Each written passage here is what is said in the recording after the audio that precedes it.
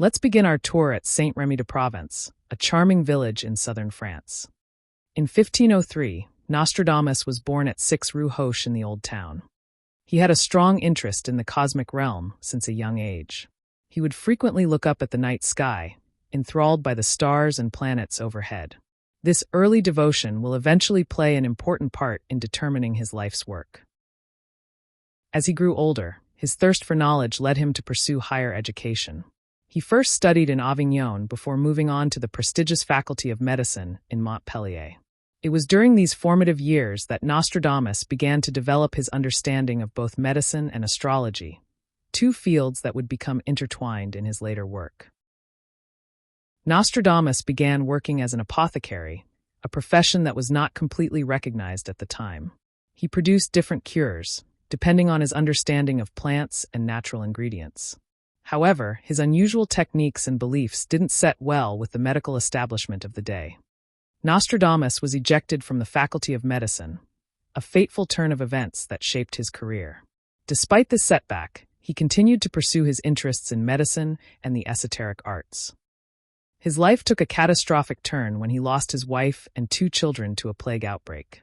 This sad loss would have a significant influence on him, both emotionally and professionally. Following this tragedy, Nostradamus traveled extensively throughout France and Italy. This occurred during the height of the Renaissance, a period of intense cultural and intellectual movements. Imagine Nostradamus wandering around the streets of Florence or Rome, taking in the innovative ideas and creative triumphs of the day. In 1546, Provence was struck by another plague epidemic. Despite the personal losses he had suffered, Nostradamus returned to his calling as a healer.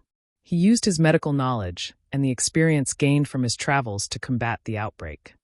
During this time, Nostradamus developed various treatments and preventive measures against the plague. His methods, while unconventional for the time, often proved effective. This success further enhanced his reputation and set the stage for his later career as a prognosticator. As Nostradamus continued his medical practice, he began to lean more heavily into astrology. In 1549, he published his first almanac, which not only predicted weather patterns for the coming year, but also foretold future events. These almanacs proved immensely popular, and Nostradamus would continue to publish them annually until his death. Despite facing criticism from rivals who questioned his astronomical calculations, the predictions he made gained him a significant following, even among the powerful elite of his time. In 1555, Nostradamus began his most ambitious endeavor yet, a book of prophecies that would cement his position in history. This work, named the Prophecies, was a compilation of enigmatic quatrains divided into centuries. It's worth noting that, despite their names, these centuries did not correspond to actual future centuries. Instead, they were simple groups of 100 quatrains. His prophecies have remained famous and controversial because of their purposefully imprecise phrasing that allows for interpretation. So, how did Nostradamus make his prophecies? His technique blended astrology, biblical studies, and historical analysis. He would meditate by staring into a pitcher of water or a magic mirror, methods adapted from ancient divination rituals. Nostradamus said that his visions were burning mirrors, glimpses of future events that he had to analyze and write about. The quatrains were typically obscure, containing wordplay, anagrams, and connections to mythology and astrology. Now let's delve into some of the most famous predictions that Nostradamus made, which many believe have come true. One of his most famous prophecies concerns the death of King Henry II of France. In a quatrain he wrote, "The young lion will overcome the older one. On the field of combat in a single battle, he will pierce his eyes through a golden cage. 2 wounds made 1, then he dies a cruel death." In 1559, King Henry II participated in a jousting tournament to celebrate the marriage of his daughter. During the match, a splinter from his opponent's lance pierced the king's helmet and entered his eye. After suffering for 10 days, Henry II died from sepsis. The accuracy of this prediction, from the golden cage of the helmet to the 2 wounds made 1, has long been cited as evidence of the prophetic abilities of Nostradamus. Another oft-cited prediction is that of the Great Fire of London in 1666. Nostradamus wrote, "The blood of the just will be demanded of London. burnt by the fire in the year 66. This quatrain seems to accurately predict both the event and the year of the Great Fire of London, which devastated much of the city in September 1666. Nostradamus is also credited with predicting the French Revolution, which began in 1789. In one of his quatrains, he wrote about a time when the monarchy would fall and a great thunderbolt would strike. Many interpret this as a reference to the political upheaval and violence that characterized the French Revolution. Some of the most chilling prophecies made by Nostradamus are those that seem to predict the events of World War II and the rise of Adolf Hitler. In one quatrain he wrote, "From the depths of the west of Europe, a young child will be born of poor people. He who by his tongue will seduce a great troop.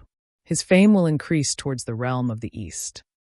Many interpret this as a reference to Hitler, who was indeed born to a poor family in Western Europe and rose to power through his charismatic speeches. Nostradamus also seems to have foreseen the devastating atomic bombings that ended World War II.